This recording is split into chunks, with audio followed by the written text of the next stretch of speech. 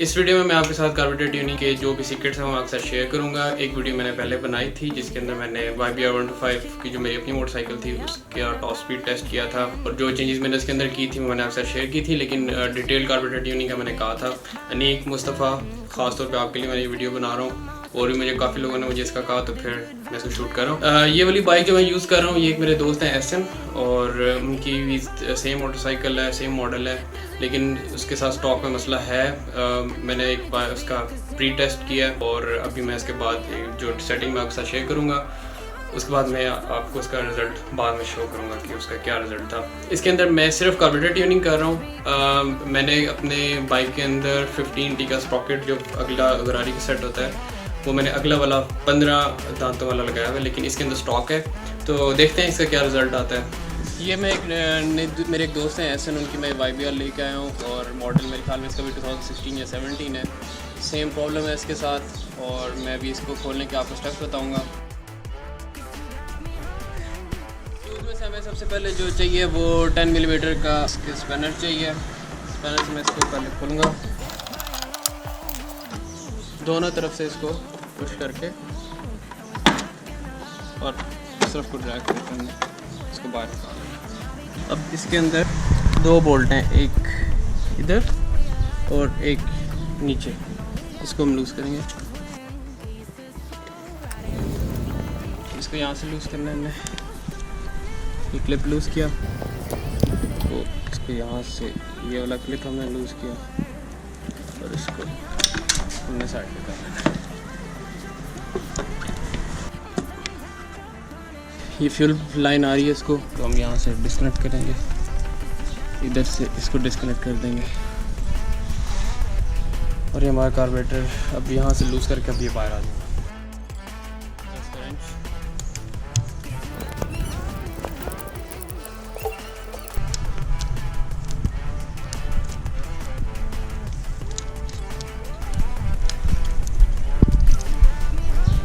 Carburettor को भी आपने टेढ़ा नहीं करना क्योंकि इसके अंदर फ्लोट बाउल में पेट्रोल है, ये हम ड्रेन करेंगे। अभी कार्बोरेटर हमारा बाहर है। सबसे पहले पेट्रोल ड्रेन करना है, इसको लूज़ करें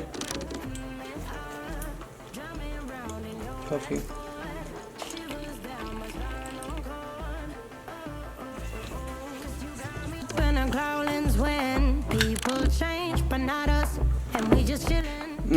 एक तो सबसे पहली बात तो CV कार्बोरेटर के बारे में बहुत सारी मैंने वीडियोस देखी हुई हैं जिसमें आपको इसे डराया जाता है। CV कार्बोरेटर भी एक मशीन है, इसको इससे डरने की कोई बात नहीं होती। आपको अगर इसके कॉन्सेप्ट क्लियर है तो कोई मसला नहीं है। ये जो आपको मिक्सचर स्क्रू नज़र आ रहा है जिसको लोग अक्सर कहते हैं कि इसको नहीं छेड़ना, इसका ताल्लुक हाई स्पीड के साथ बिल्कुल भी नहीं। आप इसको बिल्कुल बंद भी कर देंगे ना तो हाई स्पीड पर इसका कोई ताल्लुक नहीं है। ये सिर्फ आइडल स्पीड को एडजस्ट करता है और शुरू के 10 to 15% आपके जो एक्सीलेटर होता है उस पर इसका काम है, उसके बाद इसका काम खत्म हो जाता है। मैंने आपको बताया था इसके अंदर 3 सर्किट होते हैं जो मैंने पिछली वीडियो में बताया था। एक होता है पायलटेड, एक होता है मिडल मेन जो कि इसके अंदर ही आपको मैं दिखाऊंगा। इसके अंदर नीडल चल रही होती है, वो मिडल मेन होता है जो कि 25 से 75% चल रहा होता है और फिर आ जाता है मेन जेट के ऊपर। और अगर आप इसको क्लोज देखें तो इसका नंबर आ रहा है 122। ये बहुत बड़ा जेट डला हुआ है। ये मसला असल में है इसका जो हाई स्पीड पे इसको रोकता है। इसको हम थोड़ा सा छोटा करेंगे, इसका एयर फ्लो बढ़ाएंगे और फिर हम इसका टेस्ट करेंगे। मैं इसका मेन जेट खोलूँगा, मैंने इसको खोल लिया। सिर्फ मैंने इसका नीडल जेट और मेन जेट का कनेक्ट दो अलग से होते हैं। ये 122 नंबर इसके ऊपर लिखा हुआ। मेरे पास जो मैंने आपको बताया था, मैंने एक लिंक शेयर किया था, आप उसमें से कोई भी, मेरे पास कुछ जेट के सेट हैं। मैं इसके अंदर अभी 118 का यूज़ करूँगा, 118 का। सर्दियों में आप 120 का यूज़ करेंगे क्योंकि डेंस एयर होती है। अभी मैं 118 का यूज़ करूँ। इसको अब मैं बंद कर दूंगा और इसको बंद करने के बाद मैं अब नीडल को एडजस्ट करूँगा। नीडल को निकालने के लिए मैं इसका डायफ्राम निकालूंगा। के अंदर एक स्प्रिंग होता है, उसका आपने ख्याल रखना है, इसको दबा के रखना है थोड़ा सा। इसको मैं पकड़ के रखा तो आराम से निकाले। ये हमारे पास डायफ्राम हो गया। ये CV कार्बोरेटर का ये असल डिफरेंस होता है, ये डायफ्राम इसको एडजस्ट करता है। ये हमारी नीडल आ गई। इसको चूँकि हमने इसका एयर फ्लो बढ़ाना है एयर फिल्टर को चेंज करने के लिए की वजह से, तो हमारा जो 25 से 75% जिसमें ज़्यादा से ज़्यादा मोटरसाइकिल में चलना होता है ये इसके ऊपर डिपेंड कर रहा होता है। और इसको छेड़ना मतलब आपको पता होना चाहिए कि आप इसको क्यों छेड़ रहे हैं। इसको जो YBR के अंदर सेटिंग है वो बड़ी ही मतलब इसकी मुश्किल तरीके से ये निकलती है, तो मैं आपको उसका तरीका बताता हूँ निकालने का। बहुत ही सेंसिटिव पार्ट होता है, इसको हमने प्लास से निकालना होता है। तो इस पर ज़रा सा भी स्क्रैच आ गया, खासतौर पे जो ये वाला एरिया जो नीडल के अंदर और जेट के अंदर होता है, ये वाला पे स्क्रैच भी नहीं आना चाहिए। इसलिए हम इसको एक तो ऊपर से प्रेस करेंगे और इसको प्रेस करने के लिए ग्लास के ऊपर डक्ट टेप का यूज़ किया ताकि ये आराम से इसको स्क्रैच किए बगैर निकाल। बिल्कुल यहाँ से पकड़ के ज़रा सा रख के प्रेस करना,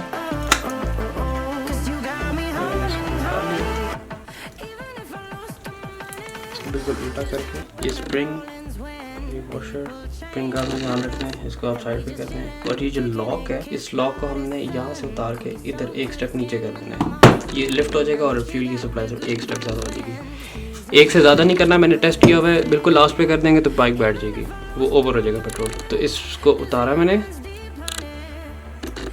और एक स्टेप नीचे,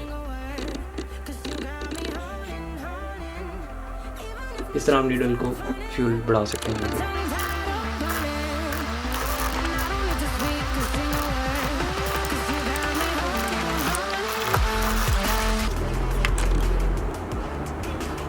क्रिटिकल पार्ट ये है कि जब आपने इसको वापस डायफ्राम को डालना है, इसका लिप बिल्कुल सील होना चाहिए, बिल्कुल इसके साथ बिठाना है।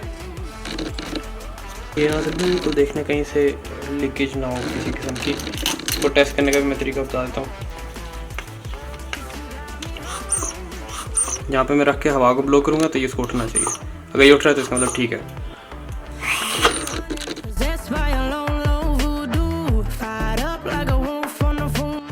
टेस्टिंग पर्पज़ के लिए मैंने एयर फिल्टर अपनी दूसरी मोटरसाइकिल से उतारा है ताकि मैं इसके अंदर लगाऊं और मैं आपको इसका रिजल्ट दिखा सकूं। सेटिंग हमने कार्बोरेटर की कर ली, अब मैं एयर फिल्टर लगाऊंगा। और एयर फिल्टर लगाने के लिए हमें इसका यूरो 2 सिस्टम बंद करना पड़ता है। यूरो 2 का एक पाइप आ रहा है, इसको मैं किसी तरह के तरीके से भी बंद कर सकता हूँ। मैं आमतौर पर इसके अंदर पुराना कोई प्लग घुसा देता हूँ, ऐसे करके पुराना प्लग इसके अंदर आ जाता है और ये ब्लॉक हो जाता है। उसी तरह रिवर्स में कनेक्शन इससे स्टार्ट करना, मैंने इसके सारे कनेक्शन अपनी जगह पर लगा दिए।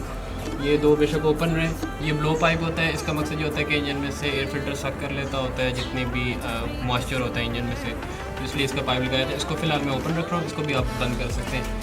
इसको भी बंद ना करें तो मसला नहीं है, लेकिन ये जो आपका ना इसकी एक अजीब सी आवाज़ आएगी, वो एग्जॉस्ट से कनेक्टेड होता है, इसका कोई ताल्लुक नहीं, इसलिए मैं इसको बंद कर रहा हूँ। इसका कोई घबराने की बात नहीं।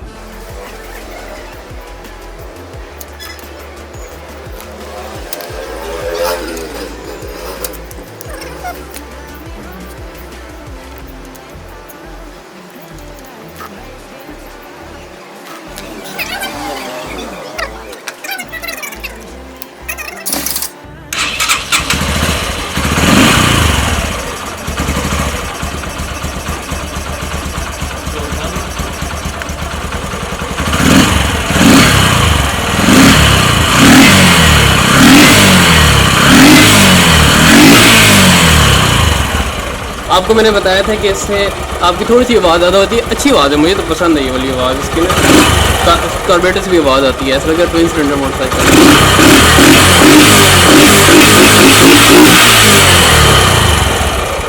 इसको भी मैं हैंग कर दूंगा और एक टेस्ट ड्राइव पे हम चलेंगे। इस चेंज से मैं लास्ट टाइम मेंशन करना भूल गया था कि आपकी जो फ्यूल एवरेज है वो बहुत बेहतर हो जाती है। एक तो 15T स्प्रॉकेट से भी बेहतर हो जाती है आपकी बाइक। अगर आपकी स्ट्रेट रोड हैं तो अगर आपने 15T स्प्रॉकेट डाला हुआ अगला तो उससे आपकी एवरेज भी बेहतर हुई थी। लेकिन ये जो कार्बोरेटर का हमने चेंज किया इससे बहुत ज़्यादा, क्योंकि वॉल्यूमेट्रिक एफिशिएंसी बेहतर हो चुकी है। मैं एक नई वीडियो बनाऊंगा जिसमें मैं अपनी बाइक का फ्यूल एवरेज निकालने का तरीका भी बताऊंगा और उसके अंदर दिखाऊंगा आपको कि मेरी बाइक कितनी एवरेज दे रही है। राउंड अबाउट 50, 51, 52, कभी कभी इसने 55 भी दी है मुझे।